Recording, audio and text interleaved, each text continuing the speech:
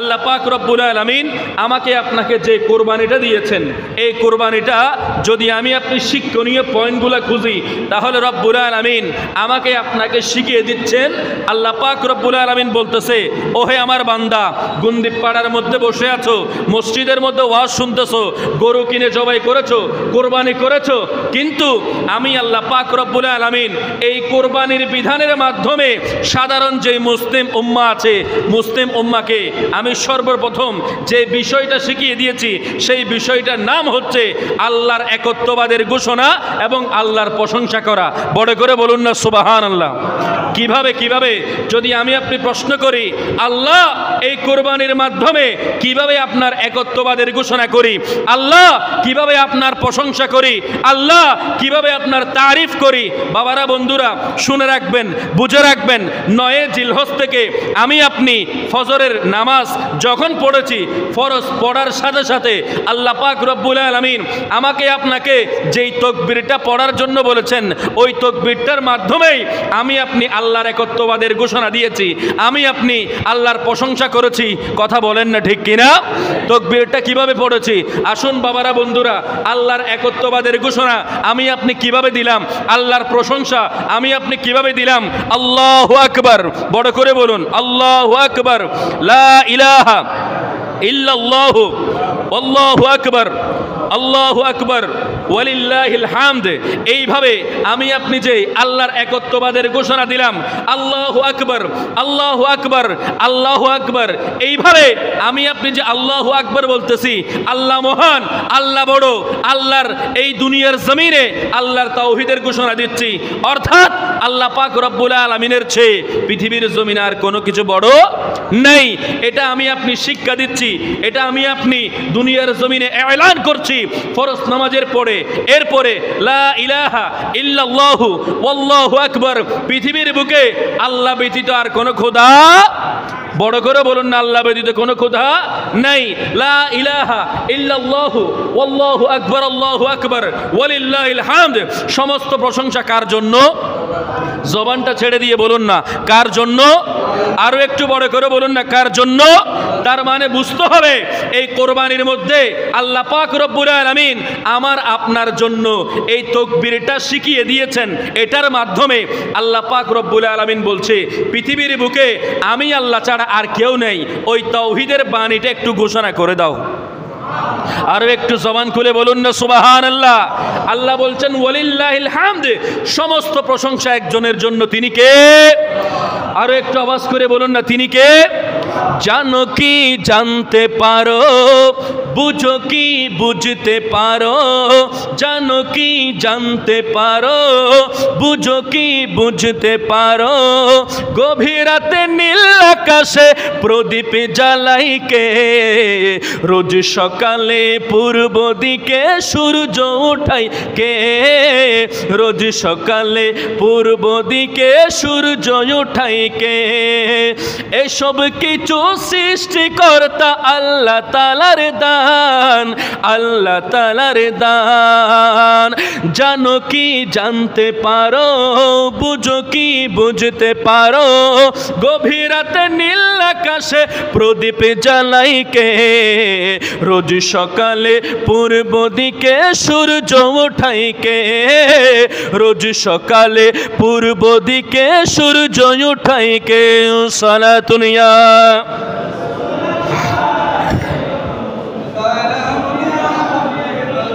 আলাইকুম আল্লাহুম্মা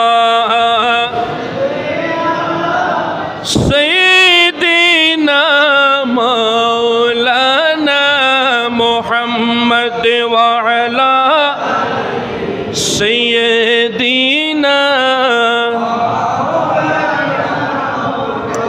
আমার বাবারা বন্ধুরা আসুন, নাম্বার 1 হলো আমি আপনি যাই 9 জিলহজ থেকে ফজরের ফরজ নামাজ পড়ার পরে আল্লাহ পাক রব্বুল আলামিনের একত্ববাদের ঘোষণা করলাম, আল্লাহ পাক রব্বুল আলামিনের প্রশংসা করলাম।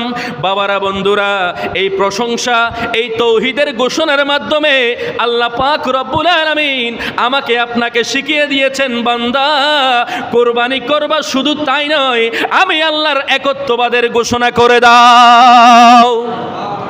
আরো একটু জবান খুলে বলুন না সুবহানাল্লাহ।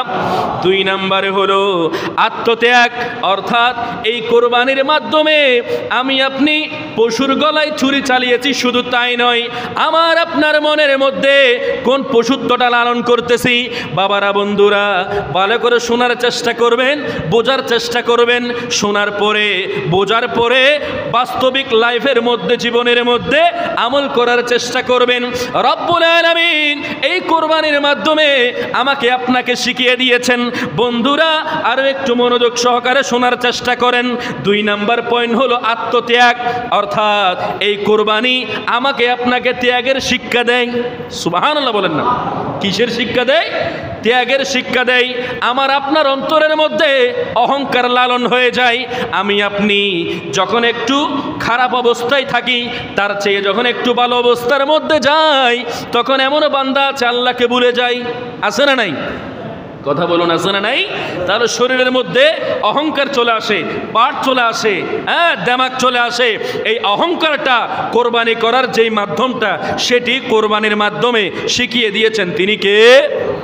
আরো একটু বড় করে বলুন, তিনি কে? এই জবানটা ছেড়ে দিয়ে মোহাব্বতের আওয়াজ দিয়ে সেই আল্লাহর বাক্যটা আবারও বলুন, কে? আরো একটু বড় করে বলুন, কে? এই অহংকার, গীবত, আমি আপনি আরেকজনের বদনামি করি কি করি না? এই বদনামিটাকে কোরবানি করার জন্য রব্বুল আলামিন আত্মত্যাগের শিক্ষা দিয়েছেন। বড় করে বলুন না, আরো একটু বড় করে বলুন না। এরপরে পরনিন্দা, একজনের দোষ যদি আমি 10% পাই, এই 10% দোষটাকে 100% করে একজন আরেকজনের কাছে বদনামি করি, গীবত করি।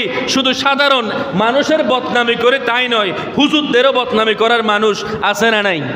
এক ভাই অপর ভাইয়ের বদনামি করতেছে, শুধু তাই নয়, একজন অপরজনের বদনামি করতেছে তাই নয়, পরিজন যারা আছে, ওই সমস্ত সদস্য যাদের সাথে এক টেবিলে বসে খাবার খায়, তাদের বদনামি পর্যন্ত পাড়া প্রতিবেশীদের মধ্যে গেয়ে গেয়ে আসে।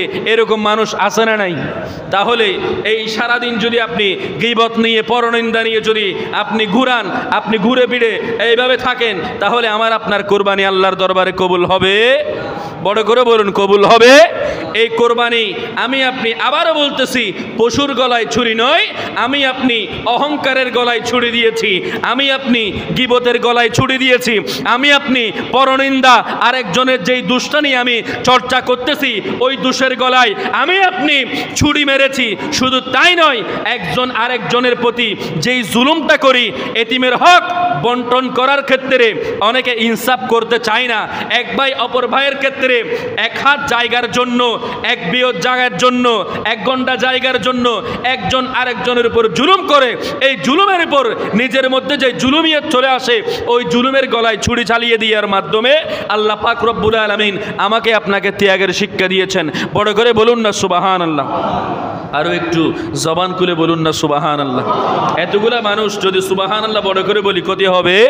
বড় করে বলুন সুবহানাল্লাহ, আলহামদুলিল্লাহ, লা ইলাহা ইল্লাল্লাহ, জোড়ে সুবহানাল্লাহ, আলহামদুলিল্লাহ, লা ইলাহা ইল্লাল্লাহ, জোড়ে সুবহানাল্লাহ,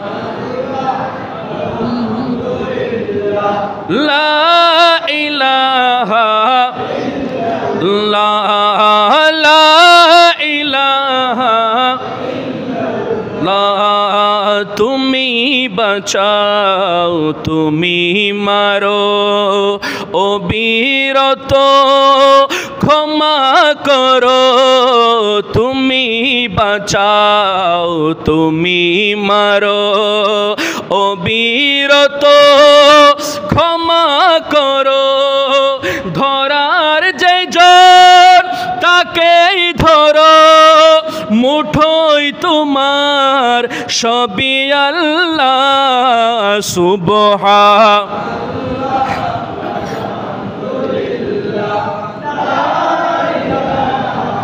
ইল্লাল্লাহ, জোরে সুবহানাল্লাহ,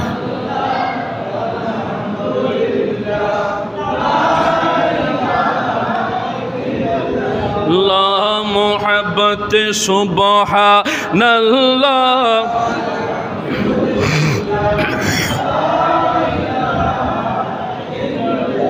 বড় করে বলুন না সুবহানাল্লাহ।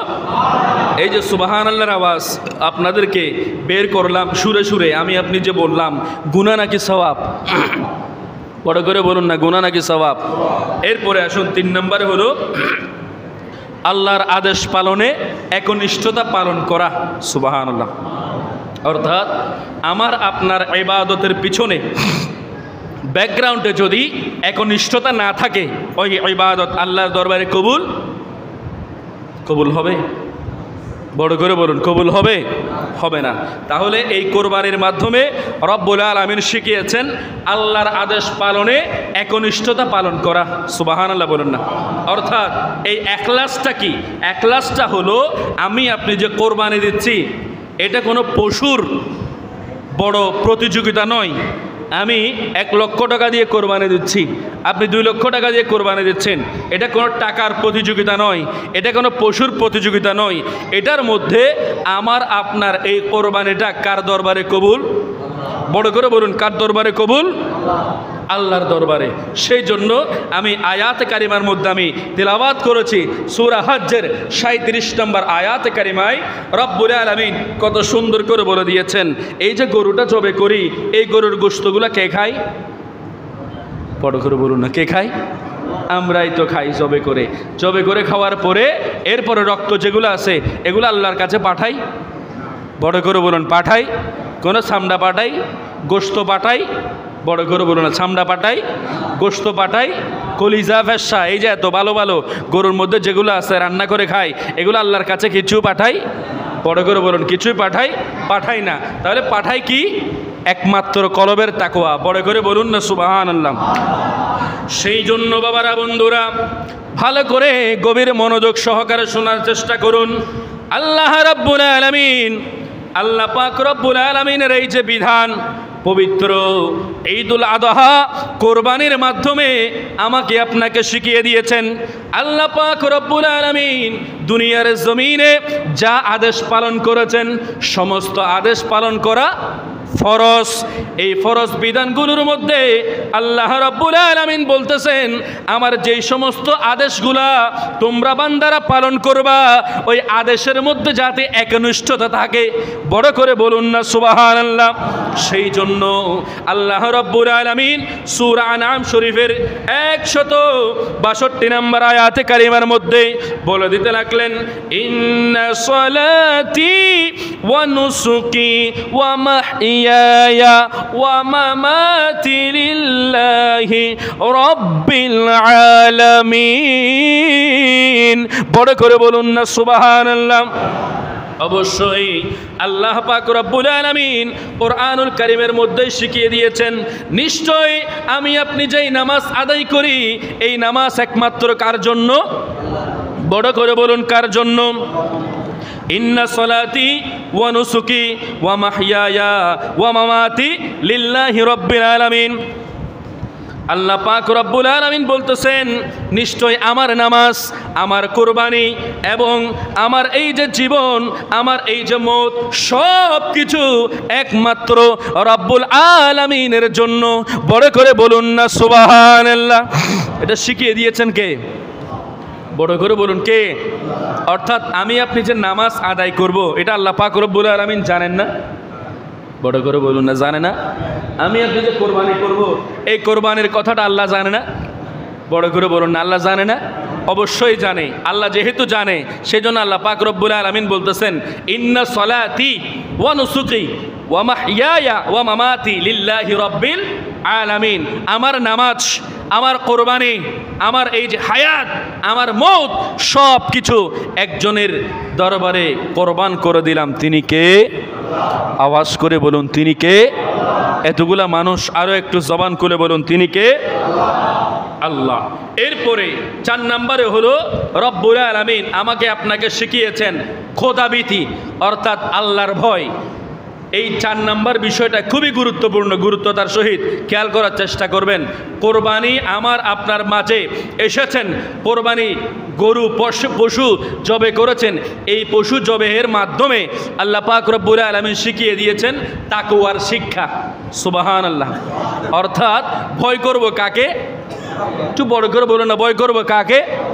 যারা হারামাইন শরীফে গিয়েছেন, সৌদি আরবে হজ করার জন্য গিয়েছেন, এরকম কেউ আছেন এখানে? আছেন? হজ করার জন্য গেছেন, উমরা করার জন্য গেছেন, কেউ আছেন? আছেন তো অনেকে, না? দেখি কারা আছেন হজ করার জন্য? অনেকে গেছে। আপনারা ভালো করে যারা ওখানে গেছেন, হজ করার জন্য যারা গেছেন, উমরা করার জন্য যারা গেছেন, হারামাইন শরীফে যেই সমস্ত ইমামবৃন্দ নামাজ আদায় করার পূর্বে এবং জুমআর দিন খুতবা দেওয়ার সময় একটি শব্দ খুব বড় করে উচ্চারণ করে, ইত্তাকুল্লাহ ইত্তাকুল্লাহ ইত্তাকুল্লাহ ওয়া'বুদুল্লাহ, এইভাবে উচ্চারণ করে কি করে না? বড় করে বলুন না, করে কি করে না? যারা যান নাই তারা শোনার জন্য আপনাদের বেশি দূরে যাওয়ার দরকার নেই। মোবাইল আছে, এই যে হারামাইন শরীফের ফেসবুক পেজ আছে, ওইখানে জুমআর যেই বয়ানগুলো ওইখানে ইমাম সাহেবরা কি বলে, এবং যারা লাইভ গিয়েছেন আপনারা দেখতে পাবেন ওইখানে কি বলে, ইত্তাকুল্লাহ। এই শব্দটার মানে হলো ভয় করবো একজনকে। কাকে? বড় করে বলুন না, কাকে? আল্লাহকে। তার মানে এটার দ্বারা আল্লাহ পাক রব্বুল আলামিনকে যে ভয় করব, এটাই আল্লাহ পাক রব্বুল আলামিন শিখিয়ে দিচ্ছেন। হারামাইন শরীফের ইমাম নামাজ পড়ার আগে কত সুন্দর করে যখন বলে কাতার মিলিয়ে নেওয়ার জন্য, সফ বলা হয় আর কি, তখন ওইখানে কি বলে, ইত্তাকুল্লাহ, অর্থাৎ ভয় করো কাকে? আল্লাহকে। এটা আমরের সিগা, আদেশ দেওয়া হচ্ছে, ইত্তাকুল্লাহ, কাকে ভয় করো? আল্লাহকে ভয় করো। এই আল্লাহকে ভয় যদি আমি আপনি করতে পারি, এই আল্লাহকে ভয় করার মাধ্যমে একজন পরিপূর্ণ মুসলমান, আর আল্লাহকে ভয় না করলে একজন পরিপূর্ণ শয়তান। কথা বলেন ঠিক কিনা? কারণ এই তাকওয়া যার মধ্যে থাকবে, আমি আজকে 6টা পয়েন্ট নিয়ে কথা বলবো, এটা হলো 4 নাম্বার পয়েন্ট, অর্থাৎ কোরবানি আমাকে আপনাকে খোদাভীতি এবং তাকওয়ার শিক্ষা দেয়। এই তাকওয়াটা হলো আল্লাহর ভয়। কার ভয়? আল্লাহর ভয়। ভালো করে শুনবেন, এই তাকওয়া জিনিসটা যদি থাকে, এই পরহেজগারিতা যদি থাকে, একজন মানুষ কোনোদিন চুরি করতে পারবে? মানুষ হতানো হতে দেখবে। বড় করে বলুন না, চুরি করতে পারবে? আরো একটু বড় করে বলুন, চুরি করতে পারবে? ইত্তাকুল্লাহ, এই শব্দটার আমল যদি আমি আপনি করি, আল্লাহকে যদি ভয় করি, তাহলে মানুষ কোনোদিন সন্ত্রাস হতে পারবে? মানুষ কোনোদিন চুরি করতে পারবে? মানুষ কোনোদিন ডাকাতি করতে পারবে? মানুষ কোনোদিন জুলুম করতে পারবে? মানুষ কোনোদিন আরেকজনের হক মারতে পারবে? মানুষ কোনোদিন সুদের গুনাহ করতে পারবে? মানুষ কোনোদিন ঘুষের গুনাহ করতে পারবে? এই ইত্তাকুল্লাহ, এই শব্দটার মধ্যেই, এই বাক্যটার মধ্যেই আমার আপনার পুরো জিন্দেগিটাই আমলকৃত একটি শব্দ। সুবহানাল্লাহ। আরো একটু বড় করে বলুন, ইত্তাকুল্লাহ, আল্লাহকে ভয় করো, আল্লাহকে ভয় করো। এই আল্লাহকে ভয় যদি আমি আপনি করি, তাহলে মিথ্যা কথা বলতে পারবো, চুগলখুরি করতে পারবো, আরেকজনের দোষ গাইতে পারবো, গীবত করতে পারবো, পরনিন্দা করতে পারবো। আমি আপনি অহংকার করে পৃথিবীর এই বুকের মধ্যে, ভূখণ্ডের মধ্যে অহংকার করে চলতে পারবো? পারবো না। তার মানে আল্লাহ পাক রব্বুল আলামিন এই আয়াত কারিমার মধ্যে আমাকে আপনাকে শিখিয়ে দিয়েছেন তাকওয়া, ইত্তাকুল্লাহ, একমাত্র ভয় করব কাকে? আরো একটু জবান করে বলুন, কাকে? সেই জন্য বাবারা, বন্ধুরা, আমি আজকে এই জুমআর আয়াত কারিমা তেলাওয়াত করেছি। রব্বুল আলামিন আহকামুল হাকিমিন সূরা হজ্জের 37 নম্বর আয়াত কারিমার মধ্যে কত সুন্দর চমৎকার করে বলতে লাগলেন, লা ইয়ানালাল্লাহু লুহুমুহা ওয়ালা দিমাউহা ওয়ালাকিন ইয়ানালুহু তাকওয়া মিনকুম। জবান খুলে বলুন না সুবহানাল্লাহ।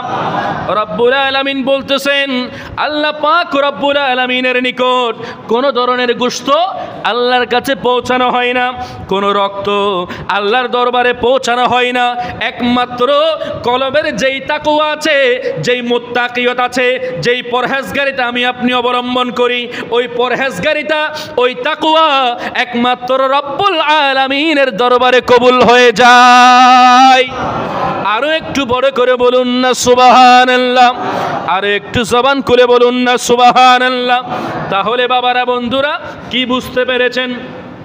আমার আপনার এই দুনিয়ার জমিনে আমি আপনি কোরবানি করার জন্য যত বড় পশু নেই না কেন, ওই পশুটার কোনো রক্ত বলেন, কোনো গোশত বলেন, কোনো ধরনের অংশ আল্লাহর দরবারে কবুল হয় না। আমার আপনার মনের মধ্যে কি জল্পনা কল্পনা হচ্ছে, আমি আপনি কিভাবে মানুষকে দেখানোর জন্য নয়, লৌকিকতা মুক্ত কিভাবে ইবাদত যুক্ত, তাকওয়া যুক্ত কোন ইবাদত আল্লাহর জন্য করতেছি, ওই তাকওয়াই আল্লাহর দরবারে কবুল হয়ে যাচ্ছে। বড় করে বলেন না সুবহানাল্লাহ। বাবারা, বন্ধুরা, আরও একটু শুনবেন। সূরা আস-সাফফাতের 101 নম্বর আয়াতে কারিমা থেকে 110 নম্বর আয়াতে কারিমার মধ্যে রব্বুল আলামিন আহকামুল হাকিমিন এই কোরবানির আলোচনা করতে গিয়ে শিক্ষা দিয়েছেন। হযরতে ইব্রাহিম আলাইহিস সালাতু ওয়াস সালাম পৃথিবীর বুকে নিজের আপন স্ত্রীকে অনেক দূরে পুনর্বাসন দিয়েছেন। হযরতে ইসমাইল আলাইহিস সালাতু ওয়াস সালামকে ওইখানে দূরে গিয়ে পুনর্বাসন দিয়ে এসেছেন। শুধু তাই নয়, যখন একটু বড় হয়েছেন, দেখার মুখে লাগতেছে, ওই অবস্থার মধ্যে কোরবানি দেওয়ার জন্য নিয়েছেন। বাবারা, বন্ধুরা, এইখানে বুঝবেন হযরত ইব্রাহিম আলাইহিস সালাতু ওয়াস সালাম তাকওয়ার পরিচয় দিয়েছেন। দুনিয়ার বুকে কেউ আপন নয়, একমাত্র আপন তিনি কে? আরো একটু জবান খুলে বলুন, তিনি কে? স্ত্রী বলেন, পুত্র বলেন, স্বজন বলেন, সমস্ত কিছু কোরবান দিয়েছেন। নিজের সন্তানের গলার উপর পর্যন্ত চুরি চালিয়ে দিয়েছেন একমাত্র একজনের সন্তুষ্টির লক্ষ্যে। আওয়াজ করে বলতে হবে, তিনি কে? আরো একটু জবান খুলে বলুন না, তিনি কে? আল্লাহ। এই আল্লাহর সন্তুষ্টির জন্য আল্লাহ পাক রব্বুল আলামিনকে রাজি করার লক্ষ্যে অন্তরের তাকওয়া হলো একটাই, আল্লাহকে রাজি করব, আল্লাহকে রাজি করব। বউয়ের গলায় ছুরি দিচ্ছি নাকি নিজের পুত্রের গলায় ছুরি দিচ্ছি, নাকি নিজের গলায় ছুরি দিচ্ছি, নাকি নিজেকে কোরবান করে দিচ্ছি, ওই বিষয়টা কলবের মধ্যে নাই। একমাত্র সন্তুষ্টি একজনের। আওয়াজ করে বলতে হবে, তিনি কে? আরো একটু বড় করে বলুন, তিনি কে? এরপরে 5 নাম্বার খুবই গুরুত্বপূর্ণ বিষয় আমাকে আপনাকে কোরবানি ঈদুল আদহা শিখিয়ে গেছেন, সেটা হলো পরামর্শভিত্তিক পরিবার গঠন, পরামর্শভিত্তিক সমাজ গঠন, পরামর্শভিত্তিক রাষ্ট্র গঠন। তাহলেই আমার আপনার কোনো কাজের মধ্যে, আমার আপনার কোনো কর্মের মধ্যে একজন ছায়া দিয়ে দিবেন, রহমত দিয়ে দিবেন। আওয়াজ করে বলতে হবে, তিনি কে?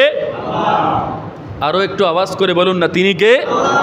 যারা এখনো পর্যন্ত আল্লাহর দেওয়া জবান দিয়ে, আজকে এই জুমুয়ার দিন আল্লাহর দেওয়া জবান দিয়ে যারা এখনো পর্যন্ত আল্লাহ বলতে পারে নাই, তাদেরকে ভবিষ্যতে 100 বার আল্লাহ আল্লাহ জিকির করার তৌফিক দান করুক।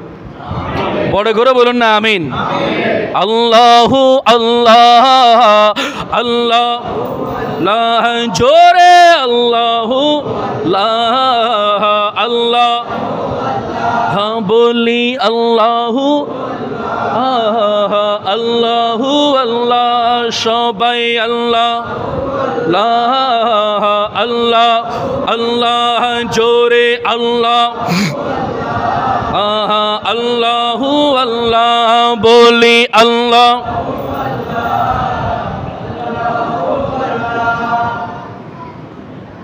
अल्लाहु अल्लाह अल्लाह। हाँ कहती है ये फूलों की रिदा, अल्लाहु अल्लाह अल्लाह। कहती है ये फूलों की रिदा, अल्लाहु अल्लाह। अशजार के पत्तों ने कहा, अल्लाहु अल्लाह अल्लाहु अल्लाह अल्लाह। अल्लाह जोड़े अल्लाह अल्लाह अल्लाह। বড় করে বলুন না সুবহানাল্লাহ।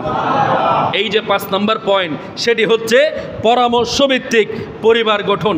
ভালো করে বুঝবেন, ঘরে দুয়ারে আমার আপনার শান্তির পাশাপাশি আরও একটি শরীয় আছে না নাই? বড় করে বলুন, আছে না নাই? শরীয় মানে কি? অনেকে বুঝতে নাই। অর্থাৎ শান্তির পাশাপাশি আরও একটি শরীয় যদি যোগ করে দেই, তাহলে এটা কি হবে? অশান্তি।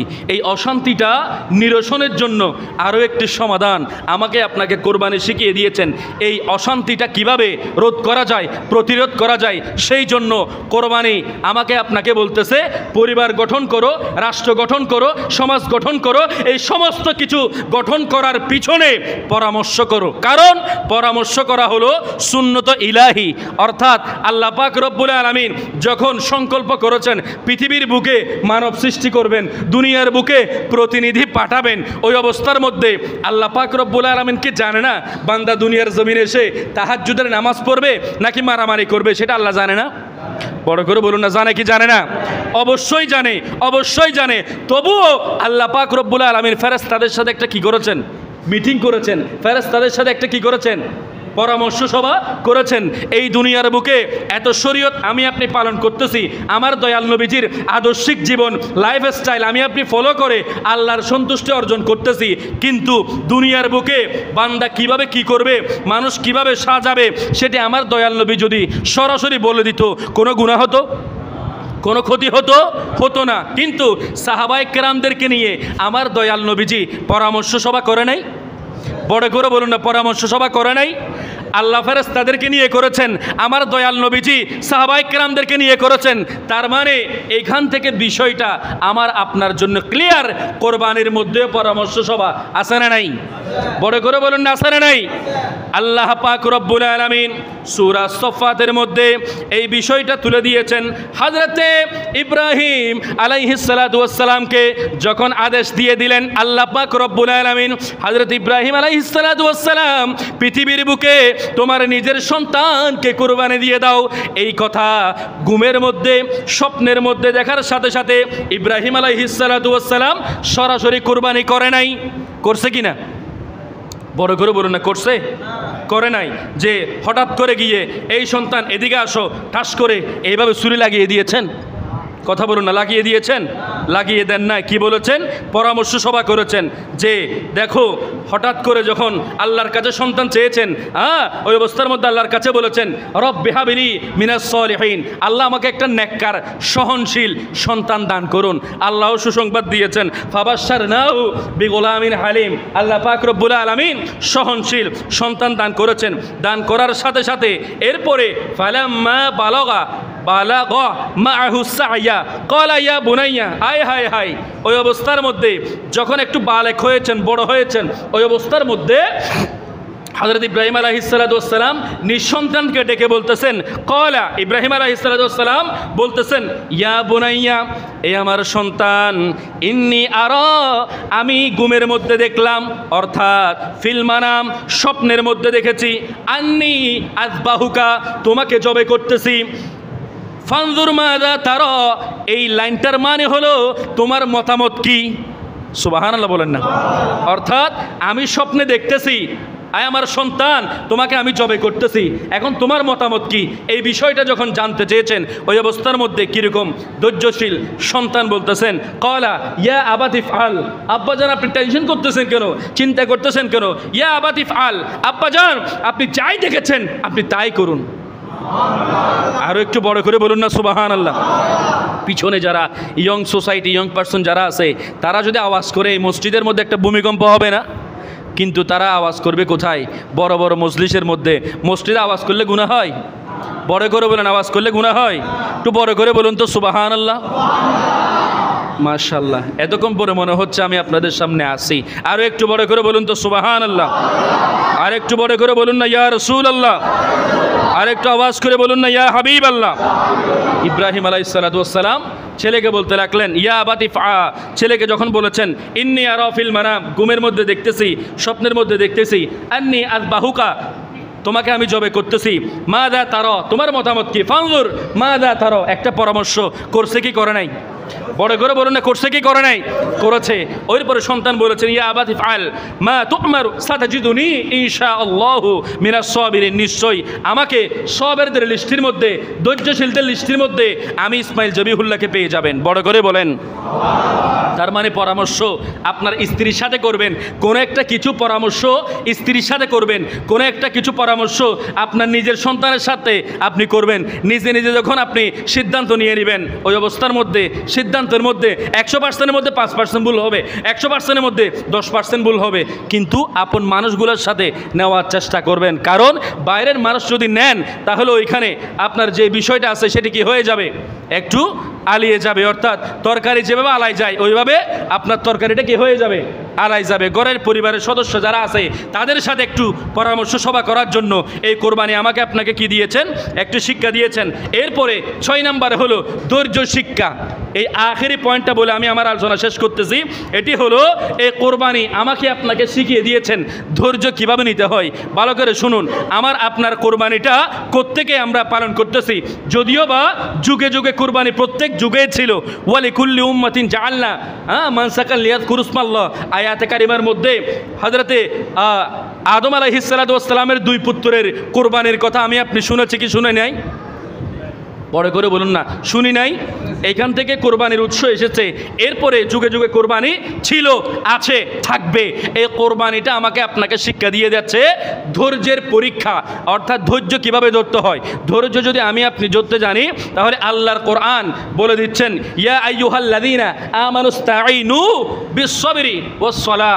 বান্দা দুনিয়ার জমিনে আমি আল্লাহর কাছে চাও, আমি আল্লাহর কাছে প্রার্থনা করো। আল্লাহ কয়টা মাধ্যম নিয়ে চাইবো? আল্লাহ পাক রব্বুল আলামিন বলে দিয়েছেন বিস-সাবরি ওয়াস-সালাহ। একটা অস্ত্রের নাম, একটা পথের নাম হলো ধৈর্য, আর একটা পথের নাম হলো নামাজ। বড় করে বলুন না সুবহানাল্লাহ। ইব্রাহিম আলাইহিস সালাতু ওয়াস সালাম আল্লাহর কাছে চেয়েছেন, কিভাবে চেয়েছেন? আল্লাহর কাছে যখন 86টা বছর চাইতে চাইতে সন্তান আসে নাই, ওই অবস্থার মধ্যে আল্লাহ একটা সন্তান দান করেছেন, সেটাও পুনর্বাসন দেওয়ার জন্য বলেছেন। এরপরে আবার যখন সন্তান এসেছে, কোরবানি করো। বারংবার বারংবার বারংবার পরীক্ষার সম্মুখীন হয়ে ধৈর্যের পরিচয় যিনি দিয়েছেন তিনি হলেন হযরতে ইব্রাহিম খলিলুল্লাহ। ইনি ইব্রাহিম খলিল হয়েছেন এই পরীক্ষাগুলোর মাধ্যমে, উত্তীর্ণ হওয়ার মাধ্যমে। বড় করে বলুন না সুবহানাল্লাহ। তো যাক, আসুন এই 6টা পয়েন্ট আমি আপনাদের সামনে আলোচনা করেছি। এই আলোচনা আল্লাহ পাক রব্বুল আলামিন কবুল এবং মঞ্জুর করুক। বড় করে বলুন না আমিন।